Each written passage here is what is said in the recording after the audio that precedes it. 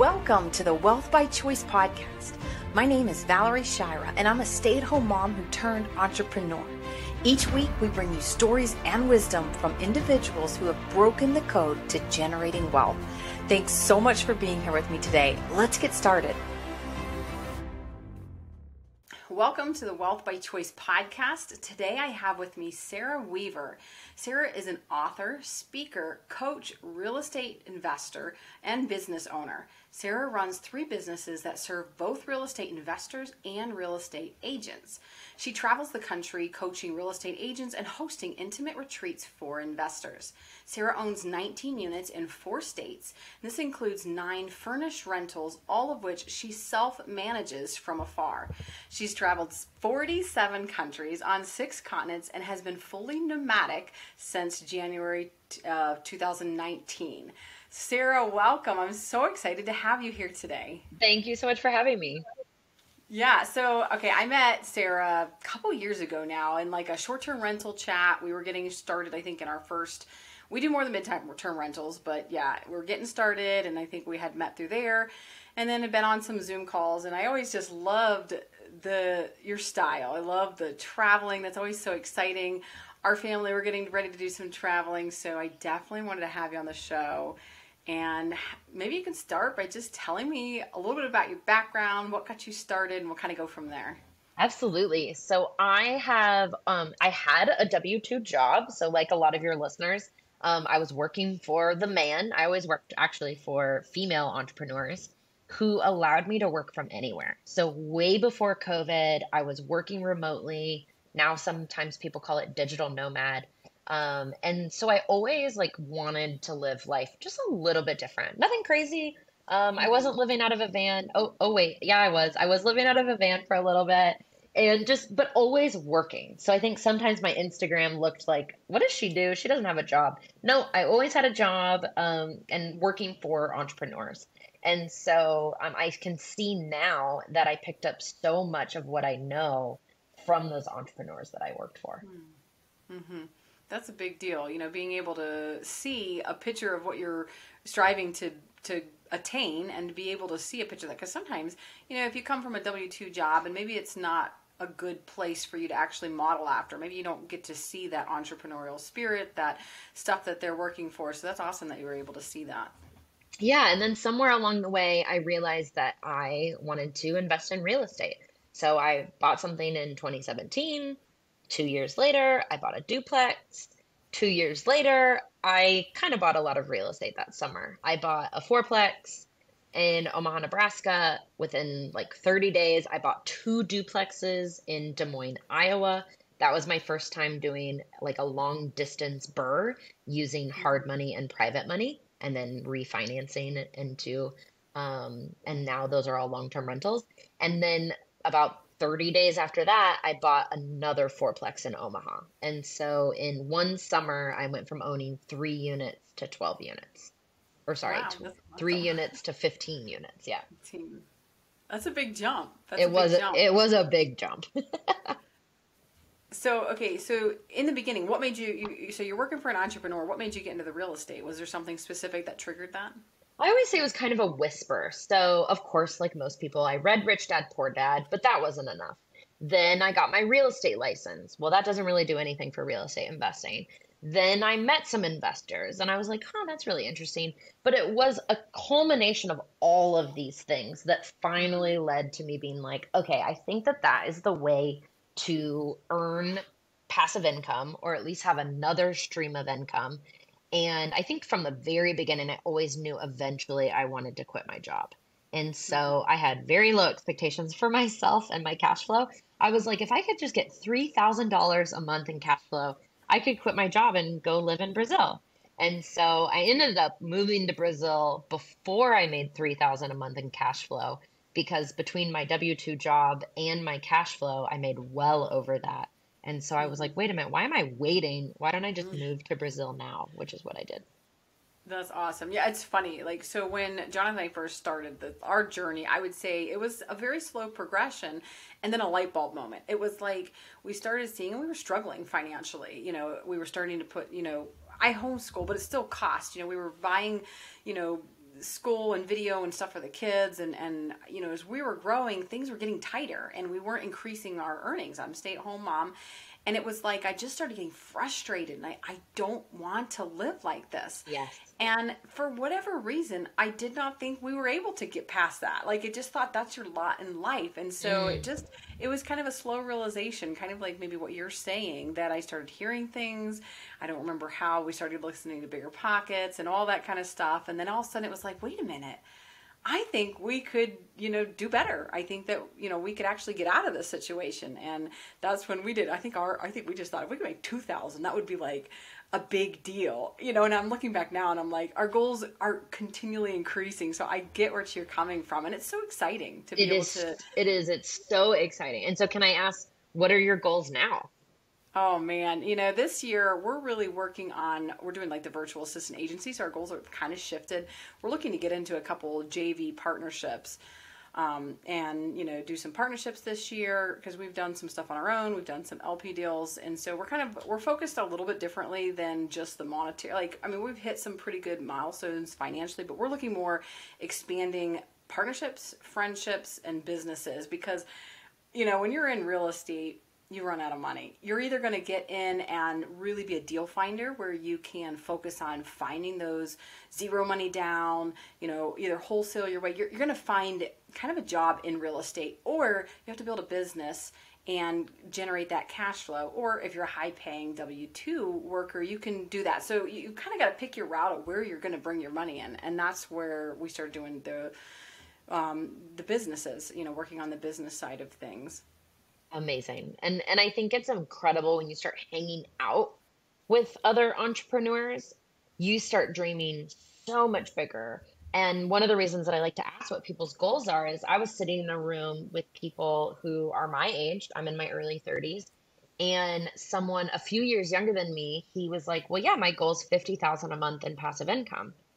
And I'm sitting here like, I wanted 10, and then I hit 10, and then I hit 14, and then I'm like, well, I guess I want 20 now. So my goal is 20, and I'm like, well, wait a minute, 50 sounds really good too. And not at the expense of my lifestyle. And so I love your answer because it's so clear to me that you're wanting to do things that are fun. Mm-hmm. Yeah, let's talk about that. Have you read the book Lifeoneer, Millionaire? It goes off of the Lifeoneer book. I haven't. I've heard of it, but I have not read it.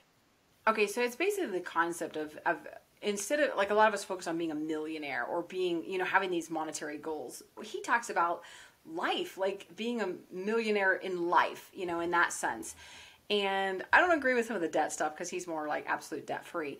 But I love the concept of why wait? I mean, like, Yes. writing down these, you know, you think, oh, someday I'd like to go to, you know, I mean, it could be simple. You know, I'd like to go to the Grand Canyon. Okay, well, what's stopping you? How can we make that actually happen instead of just being a pipe dream? And I'd love to hear, like, you're kind of living like the dream life that everybody thinks, you know, traveling, you know, you're nomadic. Tell me what your thoughts are as far as that goes, you know, as far as like living it now instead of waiting. Yes, I love that because for me, I thought that I needed a certain dollar amount in the bank or a certain line on my resume or a ring on my finger. I needed to be a double income household. So then I needed to start dating so that I could get married. I thought, like, you know, I call it like, don't should all over yourself. You know, I should be doing this. I should be doing that. And then finally I was like, well, why don't I do it now before I have any of these things, or what I like to call lifestyle creep.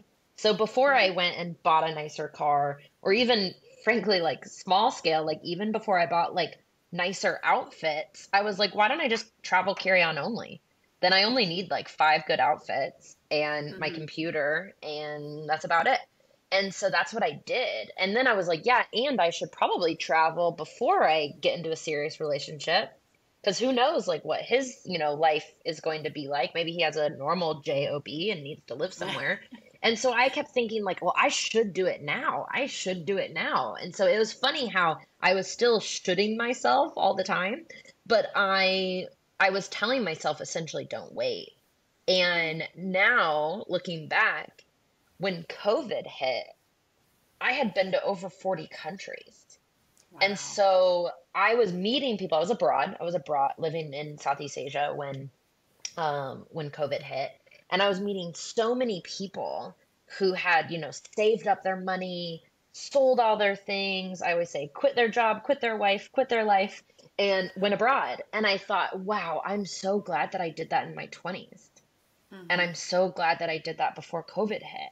And so think about like, do you want to wake up 5 years from now thinking, man, I wish I would have, I wish I would have? Or for me, I knew exactly what I wanted. I wanted to practice Spanish. I wanted to live in Argentina. Then I ended up moving over to Brazil. And I wanted to be a digital nomad. I wanted to, at the drop of a hat, go meet my friends in a different country and just live a life that I'd be really, really proud of. And I can say now with confidence that that's exactly what I've done. That's awesome. And it makes a big difference, at least for me, writing down, like for whatever reason, when it's in your head, it's this big thing, unattainable. Yeah. The problems are way bigger, the dreams are way bigger. When you put it on paper, a lot of times it just has a way of simplifying itself. Yeah. And for me and Jonathan, we've wanted to take the kids places, we've wanted to do things, and yeah, a lot of the listeners may know I lost my mom about 4 years ago to leukemia. And one of the things that my dad always says is, I am so glad we didn't wait. We talked about retirement, we talked about traveling, doing all these things, but we still traveled when we were kids. They took us all over the country. We would go a couple weeks a year, and just be able to see a lot of these sites that many people don't get to see. And so him saying that really, I guess it really resonates with me, and I don't want to wait. Yeah. And so, yeah, that's kind of where we're coming from as far as writing down some of these things, and we're going to do them and not wait until it could be too late. You may never do them if you don't, figure out how you can fit it, even if they're starting with little ones, little dreams. Yeah, and I think some people like dreaming really big is a struggle for them. And so I actually taught a vivid vision class last night inside of my mentorship program. So I have a 12-month coaching program. And last night I taught this class on vivid vision. And I surprised them and I stopped recording and I actually read them my vivid vision. And there was barely a dry eye in the Aw. Zoom room because my vision for my life is so clear and Mm. so detailed. And I, of course, get moved every time I read it because I really believe it's all going to come true. And so much of it already has come true because I wrote it down and I read it often. Mm-hmm. Yeah, I love that. So we've done a vivid vision for our company, and we're actually working on doing one personally. What are some thoughts you have or tips you have? I'm sure you're coming from the book Vivid Vision. I can't remember who it's by, but maybe Yeah. tell me a little bit about that. What Yeah, is a vivid vision to somebody who doesn't know? absolutely. So what she's referring to is there's a book by Cameron Harold, and so sorry, Mr. Harold. I think the book could be a podcast. So here we go, guys. This is what the book tells you. It tells you two things. It doesn't matter how you're going to get there. So don't let that stop you. So what I encourage you guys to do is to sit down for at least 20 minutes. You will not be able to like get into the zone or flow state or, mellow out or whatever you want to call it until you've been writing for 20 minutes. So at least set aside that much time, if not an hour. Ideally, without distractions. I know I'm more optimal in the morning. I have the privilege of traveling all the time. So I was able to choose a really serene place. If you're like, that's great for you, doesn't matter. Close the door, do it in your house. It's going to be fine. But at least set aside more than 20 minutes and just get into flow state. And so just write and write and write. It doesn't matter what it sounds like. It doesn't matter if you're a good writer. It doesn't matter about spelling or punctuation or anything, but just write. And what Cameron Harold talks about is it doesn't matter how it's going to happen. So, for example, let's say that you wanted to date a supermodel. I don't think your husband would be very happy about it, but let's say that you wanted to date a supermodel. I don't know how on earth you slide into DMs of supermodels or how that happens or what you're going to do about your husband and your kids. But if that is important to you, girl, you write that down. So write that down. So it doesn't matter how it's going to happen. Obviously, that's me being in jest. So maybe something more serious is you want to make $1 million next year. Write it down. Even though you have no idea how that's going to happen, I have no idea how that's going to happen. But if that is something that's important to me, write it down. And the how of how it's going to happen, that doesn't go in your vivid vision. It doesn't matter. Yeah, that's excellent. One of the things that I was thinking when you were doing that I think a lot of people may not think about when they're writing those things is I like to think about why do I want it? Because sometimes we take on the visions of other people and we think they're our own and we don't have a why that drives us for that. And so a good example of that is, somebody, maybe they think they want a beach house and they would put that on their vivid vision.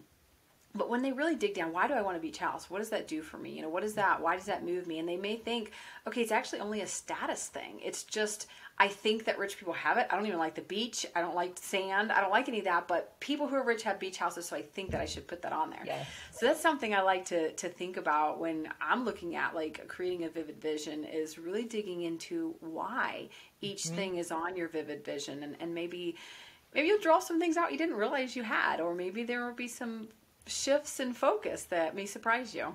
Yeah, absolutely. And then what I encourage people, if you're wanting more structure, if you're like, that sounds great for someone that likes to write, you can look up what's called the Wheel of Life.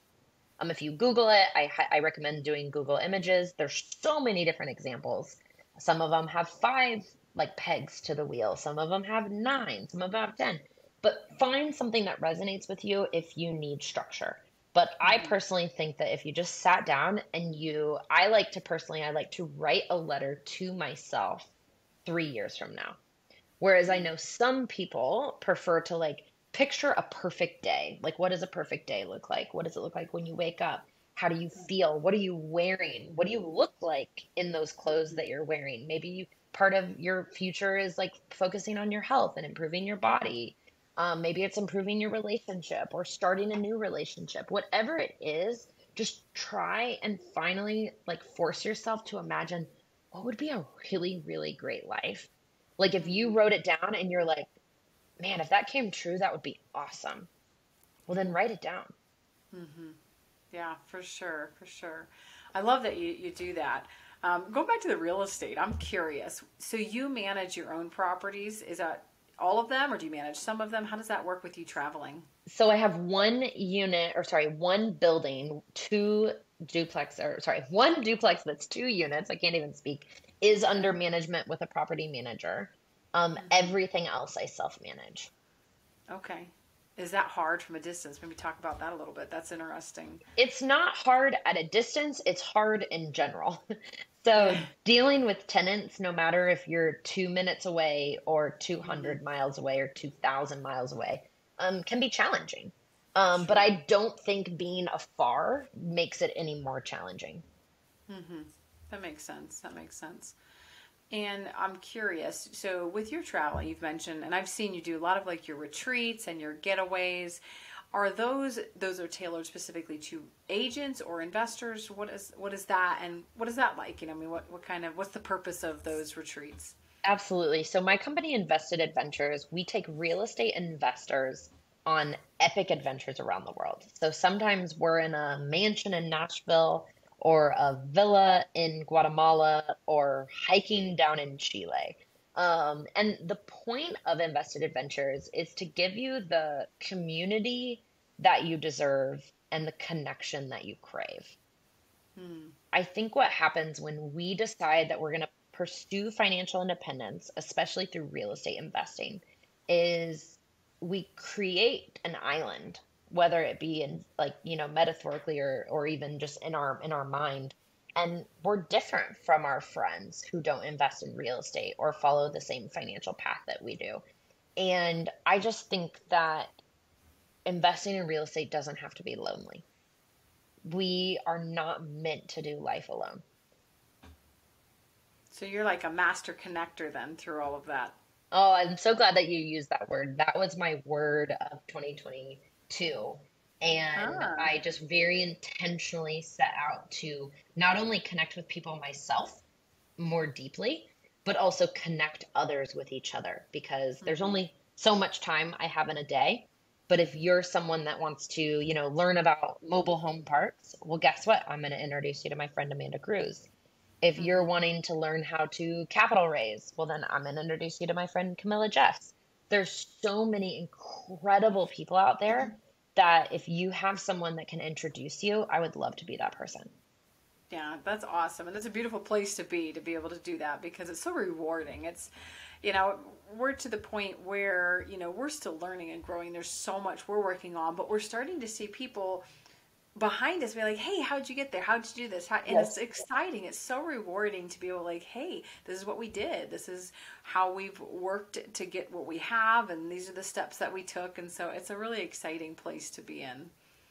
Yeah, I couldn't agree more. And that's why I feel so lucky to get to do this. Like if you have been wanting to, you enjoy maybe getting to know people, but you're not an extrovert. As a wildly extroverted person, I have a huge heart for introverts because all of my favorite people in my life are introverts. And so I like the intimate setting that I'm able to create with Invested Adventures. So my events are typically 11 to 17 people. So let's call them, 15 person events.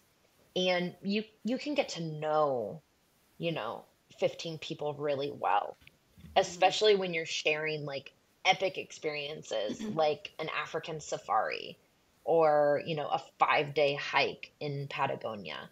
It gives you a chance to not only get to know the person as an investor, but to get them to know them as a human. Yeah, for sure. And I think you're really hitting on a really needed a need, something that people need because you're right. When you start investing or just when you start pursuing more, in yourself, expecting more out of yourself, you really do distance yourself. And I don't remember where I read it or if I heard somewhere about, like a tree will only grow as big as the pot that it's in. Hmm. And, if you can expand the groups that you're in, if you can expand, like you had mentioned earlier about getting in the rooms with people who are thinking big, Yes. it really changes the way that you view what you can do. I mean, if you're constantly surrounded by people who don't believe in themselves or you don't you won't either. And so I love that you're bringing that together. Well, and it can be as simple as, we have a 2-hour car ride on one of my trips from one location to another. And in that 2 hours, you might finally get an opportunity to ask someone, hey, how did you, finance your first 10 unit? Mm. Or, hey, how did you raise capital using your Instagram? And these are questions that you've been wondering for a while. Mhm. Mhm. And yeah, you've attended the webinars, but you have other follow-up questions. Also, you're like, okay, if this guy can do it, I mean, I think I can do it. Or at least now I have someone who's kind and brilliant that I can, text when I get stuck because you Mhm. will inevitably get stuck at some point. And so my hope is that you just don't have to do life alone anymore. Right, right. I love that. Now, with your pursuing the real estate and all the self-development and stuff, how did you get started learning? Was it just reading books? Did you take mentorship programs? How did you get started? Yeah, I'm a like total consumer. And so if someone mentions a book, like, I'm surprised I haven't already ordered, Life in Here. I'm gonna go read that book. I love reading and I love talking to people. My very first job, I was a journalist. And so I really believe in asking really good questions. I did attend one Tony Robbins event, and the reason I bring that up is he has this great quote. He says that the quality of your life is measured by the quality of your questions. Mm. And so when you do get an opportunity to be in a room with someone who you admire or they've done something that you want to emulate, ask really good questions. That makes sense for sure. That's kind of we've got started. I'm a huge believer in mentorships, in courses, training programs, books. I was never a reader growing up. I didn't even like to read, but when we started getting this space, I needed to learn. There was so much, and it was like the more I learned, the more I realized I needed to learn. And it was just like with every book I read, I added 5 to my Amazon cart, and it was Yep, like me I'm too. going downhill, not uphill. This is getting harder. And so last year I committed to reading a book a week, and that really changed a lot for me. First off, the main reason was because of the discipline. I'm a nibbler. I'll read a little in this book and then I'll set it down. I'll read a little in this book and then I won't finish any of them. And I noticed that that was kind of becoming a habit in a lot of different areas. I'd try and start this little venture and stop that. And so when I really wanted to commit to reading a book a week, it was more about the commitment of reading and finishing something, even if it's not very interesting or I don't really like it. And so, some people have been like, oh, you could waste a lot of time. Well, for me, it was the discipline. So I was learning and I was becoming more disciplined. And it really changed me because consuming that amount of information, it gets repetitive. I mean, there's so many books out there, but there's a few key principles that are like underlying and they're the same. And it took reading like 40, 50 books for me to start seeing those patterns. I'm not always the quickest to catch on to patterns. And so that's kind of what really started propelling me as far as my learning and educating and being able to kind of see where all this is coming from and how people are actually generating wealth. Well, I think it's brilliant what you said about like that you noticed that you were like reading parts of a book and setting it down and that was reflected in other things that you do. There's this great quote that says, how you do anything is how you do everything. And I'm noticing that as I'm coaching, like I mentioned, I have a mentorship program and I notice that the people who don't show up on camera, I'm able to ask them, hey, are you noticing that there's other places in your life where you hide yourself? Or you don't want to be visible. And they're like, yeah, actually, how did you know that? And I'm like, well, because you never come on camera. Or the person that's always late or always apologizing because, oh, sorry, this came up, and like, I'm like, do you find that that's true in everything that you do? And so I find that the way you do anything is probably the way you do everything. That's excellent, for sure. And sometimes it's a little hard to look at yourself and examine and to take that piece and be like, let's think about this. Am I really like that? And it was hard for me to admit. That's a little, it's humbling to say, wow, I've become a quitter in different areas of my life. And I don't want to be a quitter. I want to be able to finish the things that I've started. And so, yeah. For sure. That's awesome. Have you noticed, as far as, getting into real estate, getting into all of these things, has it been a struggle for you to, be in it through the long run? Are you ever tempted to quit? I notice some people, myself included, sometimes you'll try something for so long and it's just, maybe it's not quite working. And then it's just like, okay, I just don't think this is for me. Whereas, I don't know if you're like 3 feet from gold, if you just push on a little bit more, that's when the breakthrough happens. Have you struggled with that any? Yeah, I think I struggle with that when it comes to my health. Like exercising and eating healthy does not come easy for me. And so I've been very quick to quit. And I don't enjoy it. I don't like not being good at things. So if you look at like how I've structured my life, it's all things that I'm naturally good at. Connecting with people, public speaking, writing, making friends. I don't do anything tied to like spreadsheets, accounting, and bookkeeping. That's not where I'm lit up. That feels really heavy. It doesn't feel light. And so that has definitely been true for me when I start thinking about my health is that's where I'm the least disciplined. And then in regards to real estate, I think the beautiful thing about being a like long-term buy and hold investor is that I mean, long is in the word. And so like, I know that this is not a get rich quick. This is for the long term. And so you have to really quiet that desire for instant gratification. Real estate sometimes is like the ultimate delayed gratification. Yeah, there's cash flow, but then what happens to your cash flow when you have a plumbing issue? Right.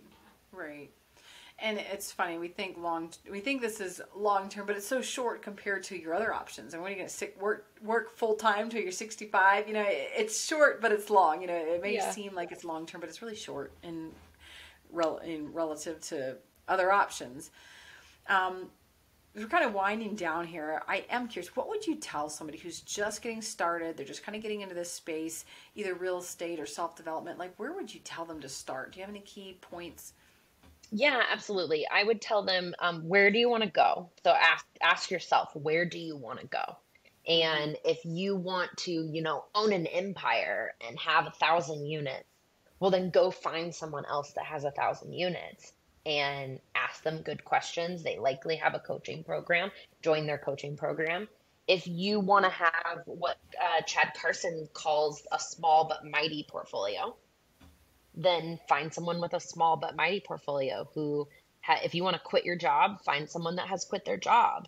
If you want to learn about capital raising, go find someone that's done capital raising. So figure out what you want to do and know that what you want today might be different in 6 months. It might be different in 2 years, but how are you going to know if you don't ask questions?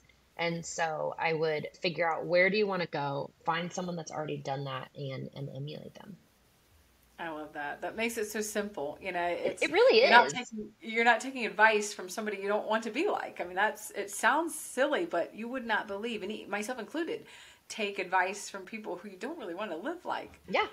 And really look at people holistically. No one is perfect. There's no such thing as balance. I've just said that, don't emulate my health. It's something that I struggle with. And I'm committed to change, which is why I feel comfortable talking about it. But know that someone is going to have at least a few pieces of their life that you want to emulate. And then there's other pieces where you're like, that doesn't align with, my lifestyle or the cards that I was dealt. Then go find another person. Say, okay, I like that piece of their advice. Just like you talked about Life and Air. You got something from that book, but you didn't agree with the way that he viewed debt. That is how I would view your coaches and your mentors as well. That's excellent. Yeah. Don't be a follower, be an analyzer and pick out those pieces that you see in people and create your own life out of the highlights that you see in others. That's excellent. I appreciate that. Yes, absolutely.